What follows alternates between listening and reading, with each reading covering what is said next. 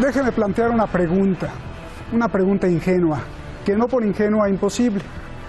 Al ver tanta insistencia de Donald Trump por construir su muro, que incluso prefiera dejar sin comer a casi 1 millón de familias del propio Estados Unidos, sin duda tiene miedo de algo. Hay 2 respuestas a esto. La más obvia y la que todos apuntan es que lo hace por estrategia electoral, no fallar a su promesa para no perder a sus electores. Pero aquí viene mi pregunta ingenua.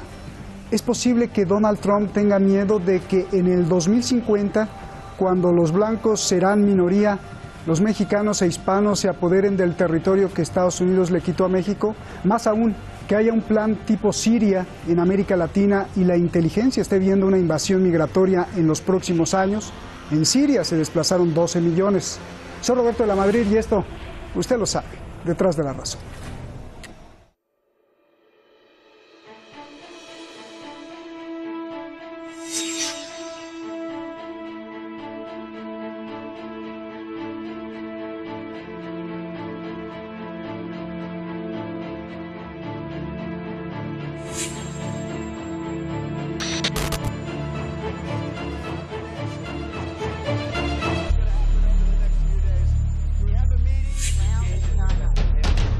Trump no aprueba el presupuesto del gobierno si no le dan 5.000 millones de dólares para construir su muro. Por lo tanto, tiene a más de 800.000 empleados sin cobrar su salario y amenaza con dejarlos más tiempo así. Estaremos fuera por largo tiempo a menos que los demócratas regresen de sus vacaciones y regresen al trabajo. Estoy en la Casa Blanca listo para firmar. La mayoría de los empleados del gobierno están en sus casas, pero muchos están forzados a trabajar y sus cheques están en blanco. Decenas de áreas están paralizadas. Los tribunales, servicios vitales de transporte, parques nacionales, principales aeropuertos, embajadas y consulados de todo el mundo.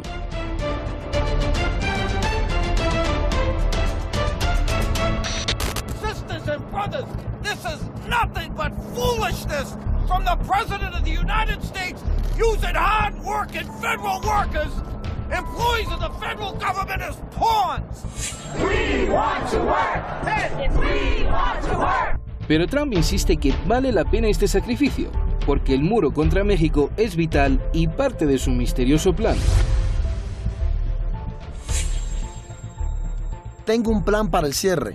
Pero para comprender ese plan tendrían que comprender el hecho de que yo gané las elecciones y prometí seguridad y protección para Estados Unidos. Parte de esa promesa era un muro en la frontera sur. Las elecciones tienen consecuencias. ¿Plan? ¿A qué le tiene miedo Trump? ¿Podría ser que Trump tenga miedo a que los mexicanos recuperen el territorio que Estados Unidos les quitó?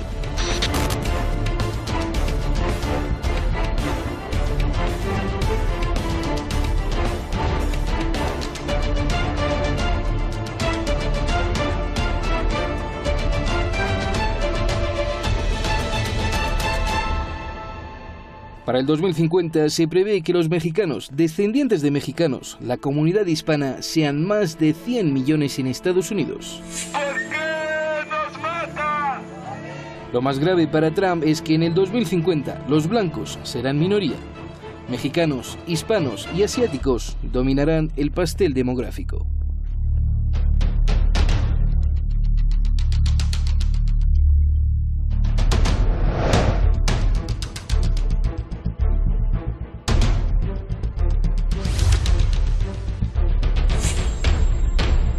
Tengo un plan para el cierre, pero para comprender ese plan tendrían que comprender el hecho de que yo gané las elecciones y prometí seguridad y protección para Estados Unidos.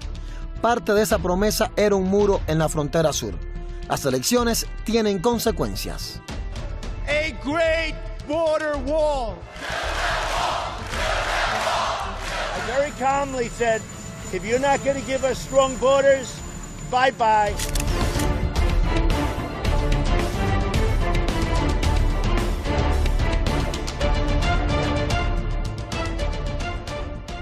repetimos a propósito ahí la declaración de Donald Trump para insistir en que algo nos está diciendo. Muchas gracias al equipo detrás de La Razón. Muchísimas gracias a usted por siempre estar en sintonía con nosotros. Cada vez más cientos de miles de seguidores ahí en YouTube. Gracias, se lo agradecemos mucho. Y mire usted, me manda el maestro Alfredo Jalife, el doctor Alfredo Jalife, que usted conoce, que es colaborador de este programa también y reconocido analista mundial. Alfredo Jalife, su nuevo libro se llama El desorden global en la era post-Estados Unidos, de Alfredo Jalife Ramé. Se lo recomiendo, lo vamos a acabar de leer y sin duda esto es algo muy importante si usted quiere entender lo que está pasando en el planeta. Muchísimas gracias. Vamos directamente con nuestros invitados, ya los tenemos aquí en el video wall. Fernando Cocho, experto en temas de inteligencia allá en España, y Fernando Rueda, periodista y escritor en Madrid. Gracias a los dos, Fernandos. Buenas noches aquí en Teherán. Fernando Rueda, comienzo contigo. A ver, como dije, hay dos hipótesis. Una que parece obvia, que es no fallar a su promesa electoral de campaña, y la otra, mi pregunta ingenua, pero no imposible. Quiero empezar primero con esta pregunta ingenua y después analizamos lo otro, ¿no? Viendo que parece una super necedad y que prefiere dejar sin comer a 800,000 estadounidenses y que quiere el muro a toda costa, quitando el capricho y el interés electoral, mi pregunta ¿es posible que Donald Trump tenga miedo de que para el 2050 los mexicanos e hispanos se apoderen por lo menos del territorio que Estados Unidos le quitó a México cuando los blancos sean la minoría? Por favor. Yo creo que eso no entra dentro, eso que plantea no entra dentro de los planes de Trump. Para Trump lo único que importa es el momento presente, lo único que importa son los 6 últimos años, es decir, volver a ganar las elecciones y poder repetir y poder llevar a cabo su plan. Si esta promesa la hubiera hecho en su segundo mandato, le daría igual porque él se iba a ir. Él lo único que tiene son intereses económicos, lo único que tiene son el deseo de cambiar el mundo y el deseo de convertir Estados Unidos en una potencia hegemónica per secula seculorum. Y lo que pueda pasar, créeme, lo que pueda pasar en 2050, yo creo que a Donald Trump le da exactamente igual. Bien. Fernando Cocho, gusto en saludarte. Parto yo de para hacer esta pregunta ingenua, parto yo de la idea de que Trump es un magnate que no necesita el dinero y que conoce el poder desde hace mucho y que por eso fue elegido por los neocones o los neoconservadores, no para beneficiarse personalmente, sino para configurar una nueva geopolítica. Te repito y te pregunto, ¿es posible que la necedad de Trump no sea necedad y sea un plan a largo plazo, dada las proyecciones demográficas de los blancos que serán minoría, y entonces además se prevea una gran ola de futura migración que se desataría en el intento de controlar países con guerras económicas, con sanciones o con apoyo a insurgentes armados, tal como se hizo en Siria? Por favor. Bueno, yo creo que, como bien dices, la necesidad de Trump va más allá de lo que, como dice mi tocayo, vaya más allá de los que son los 6 años que a él le importa hoy por hoy renovar en su mandato. Pero no olvidemos que esta política que Donald Trump intenta con el muro ya se hizo en los años 30 por parte de la presidencia del gobierno, por parte de Eisenhower, para evitar la pérdida de poder de los blancos, de los WASP, respecto a otras minorías étnicas de inmigración, enterrándoles en la isla de Ellis. No olvidemos que esta política es literalmente calcada de la época de los años 30, donde emigrantes italianos, irlandeses, alemanes fueron deportados a la isla de Ellis, centrados en campos de concentración o expulsados, expatriados a sus países. Yo no creo que Donald Trump tenga más capacidad de mirar más allá de una semana en su vida, pero sí es cierto que cuenta con el apoyo no solo neocons, sino también de la white trash, de la basura blanca, y de los rednecks, de la gente ultraconservadora del centro de Estados Unidos, básicamente. No olvidemos que en la frontera de Estados Unidos con México, la única población, la única ciudad que se beneficia económicamente de ese intercambio migratorio es San Diego. Todas las demás ciudades de la frontera con México son las que se benefician personalmente en México de Estados Unidos. O sea, la balanza económica no está nada clara en este caso. El caso del muro va más allá de un problema meramente de promesa electoral, que es correcto, la prometió y lo quiere cumplir, sino va más allá, va a una intencionalidad geopolítica. Pero ese muro afecta, de un informe de la propia Universidad de Arizona de Migraciones norteamericana, de más de 400 páginas, que desgrana desde la migración, la seguridad, el narcotráfico, la migración ilegal, desmontando uno a uno los argumentos de Trump, en el que no habría una mayor inmigración, por supuesto no habría mayor seguridad porque las redes de narcotráfico han bajado en un 25% en el año 2015 y 2016, con lo que al final el programa es un programa a más largo plazo. Suyo no, porque no va a estar, da igual que esté 6 años, da igual que esté 10 años, va más allá. Es un programa geopolítico diferente. Fernando Cocho, sigo contigo. No me contestaste la otra parte de mi pregunta. Y bueno, como dices, Donald Trump quizá no pueda ver más allá de una semana, pero detrás está la inteligencia de Estados Unidos y hay mucha gente detrás de él. ¿Es posible que estén previendo una desestabilización en América Latina al ver estas sanciones contra Venezuela, al pedirle a Bolsonaro de Brasil que se una en un frente contra todos los países que piensen diferente, como el socialismo del siglo XXI o como las ideas de Cuba o Nicaragua?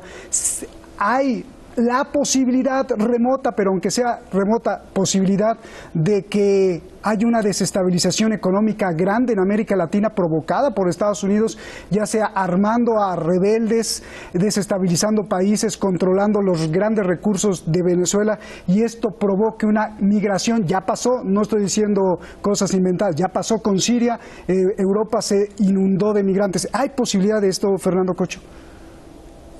Hay analistas que dicen que sí, hay analistas que dicen que no, nadie tiene la bola de cristal. El histórico forecast de lo que ha ocurrido en las intervenciones de Norteamérica, ya sea visto como patio trasero Hispanoamérica o no, van en algunas direcciones en esa ocasión. El hecho de que unan a Bolsonaro es precisamente para hacer una tenaza, como ya se hizo en la década de los 70 con otros países como Argentina, como Chile, etcétera, intentar evitar una contrapartida política y económica.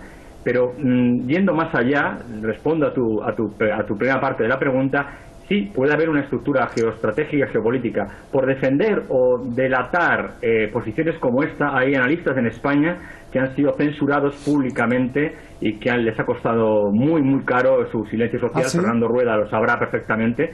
Grandes geopolíticos en España, que les ha costado muy caro su trabajo el decir posiciones de este tipo.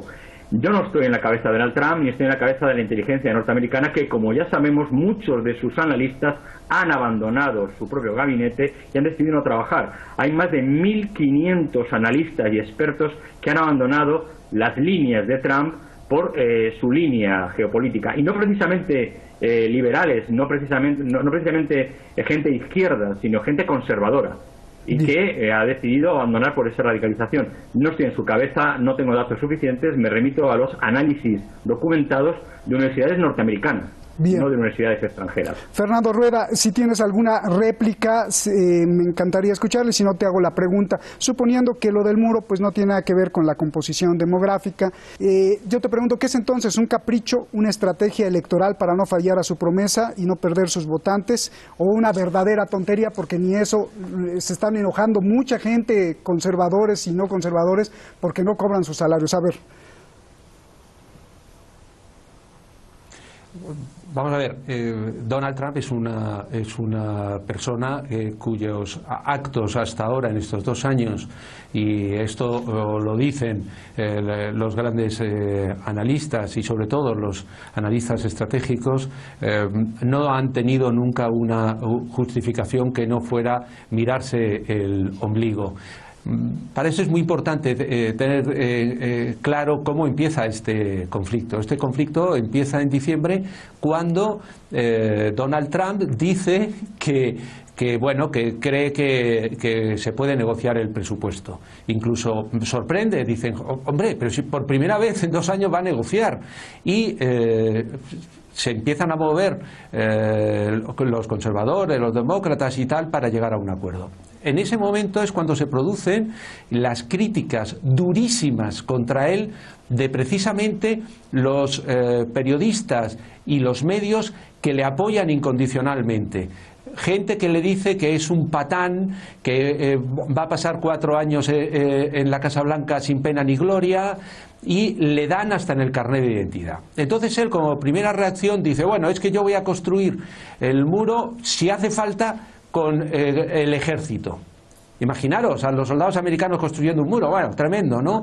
Entonces es cuando James Mattis, el jefe del Pentágono, le dice que ni en broma, que es que eso sería incluso anticonstitucional. Y entonces Trump, en esta verborrea que le caracteriza sin sentido, dice, bueno, pues voy a sacar a las tropas de Siria y de Afganistán.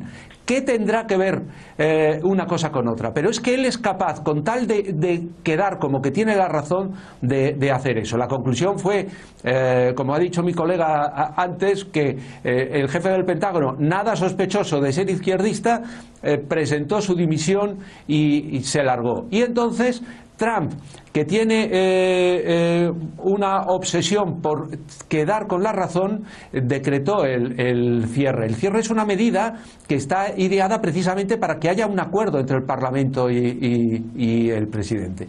Pero él no, él le da todo, le importa todo 3 pimientos, y lo único que pretende, por eso es en realidad esa medida, lo único que pretende es demostrarle a su votante ultraconservador, a su votante que está a favor, que es un poco racista, machista, decirle que él va a triunfar por encima de todo. Bien. Y lo malo es que yo creo y espero que no lo consiga.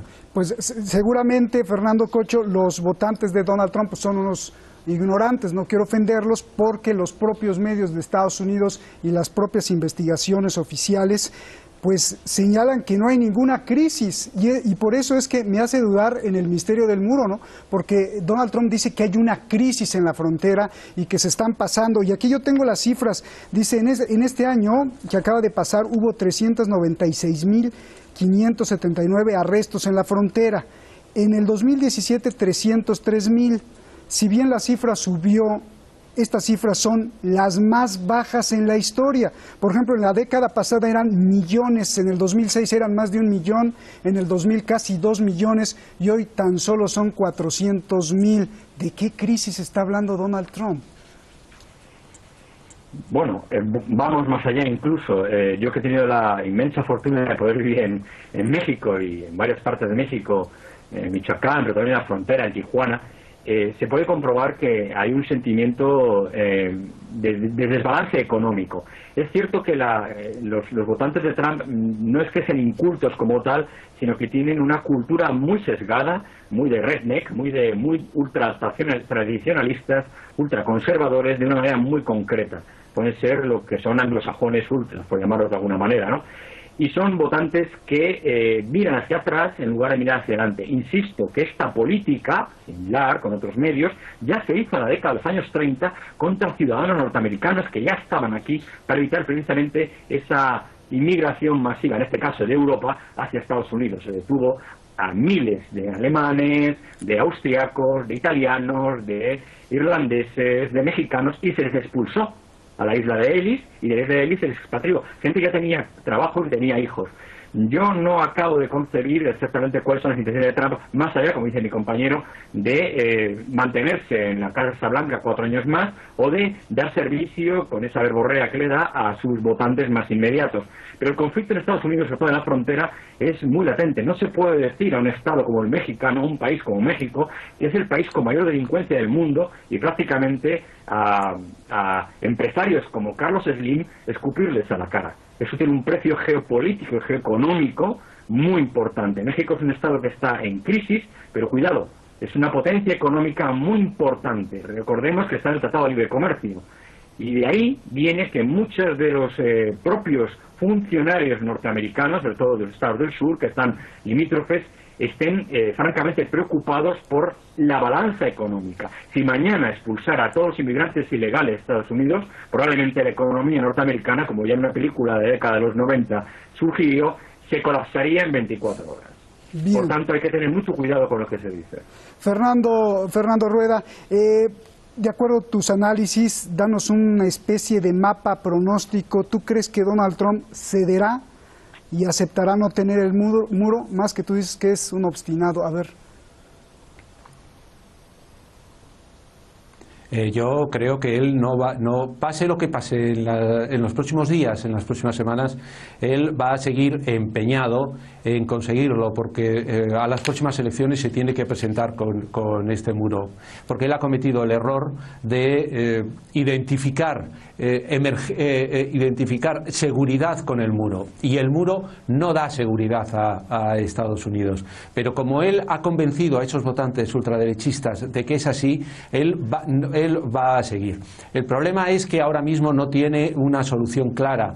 Él incluso llegó a hablar de decretar la emergencia nacional y hacerlo de alguna forma a la fuerza. Lo que pasa es que Trump está en un país en el que, aunque él tenga mucha capacidad en algunos terrenos de ejercer de dictador, la realidad es que la división de poderes que tanto le molesta funciona, ¿no? Y por un lado el Congreso le va a parar ese muro, pero por otro lado él sabe que no puede decretar la emergencia nacional, porque aunque lo llevara adelante, ese tema iría a los tribunales y los tribunales se lo impedirían. Bien. Con lo cual yo me temo que vamos a estar 2 años en el que él lo va a seguir intentando, pero no creo que el Congreso apruebe, más ahora con una mayoría demócrata, invertir 5.700 millones de dólares en algo que realmente no sirve para nada. Bueno, Fernando Cocho, yo te pregunto, ¿lo dejarán dañar al país? Porque hasta este momento ya van 3.000 millones de dólares de pérdidas por el cierre del gobierno, y se prevé que en las próximas semanas alcance los 5.000 millones de dólares, lo mismo que pide para su propio muro, o sea que está saliendo más caro, como decimos en México, el caldo que las albóndigas. ¿Tú crees que lo dejen continuar? Porque esto sin duda va a dañar la economía de Estados Unidos, y todos los 800,000 empleados que están protestando, yo creo que se acercaría más a un impeachment, ¿no? ¿O lo van a dejar seguir? ¿Cuál es tu pronóstico? Y nos vamos un minuto, por favor. Menos de un minuto. Yo creo que no le van a dejar seguir. Él va a seguir en sus 13. Como bien dice, solo hay una salida, que es el impeachment. Yo tengo muchos amigos funcionarios norteamericanos con los que hablo prácticamente todos los días, y la desesperación es tremenda. Lo va a intentar, va a buscar estratagemas de no me dejan y demás, pero no creo que lo pueda conseguir, porque como bien dice mi compañero, el propio establishment norteamericano está muy estructurado y no le va a dejar continuar. Es imposible, es imposible.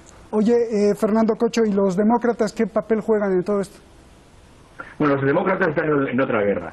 Los demócratas están en una guerra de intentar volver a recuperar el prestigio que han perdido por otras historias, la rehabilitación del Obamacare, por ejemplo, o la pérdida de apoyo en las clases más trabajadoras, que estaban muy abandonadas y que Donald Trump con el populismo les ha conseguido recuperar. Están en otra guerra. Ellos evidentemente quieren volver a gobernar, pero son conscientes de los errores que han cometido por su propia mala estructura en lo que es labor social. Hacer las cosas demasiado rápido en un país que es liberal económico, capitalista, y que no lo ha podido digerir tan rápidamente. Pues muchas gracias, Fernando Cocho, Fernando Rueda. Gracias a los dos. Un abrazo de inicio de año, atrasado, pero feliz 2019 a ustedes y a toda su familia. Dios los bendiga mucho. Gracias, Fernando.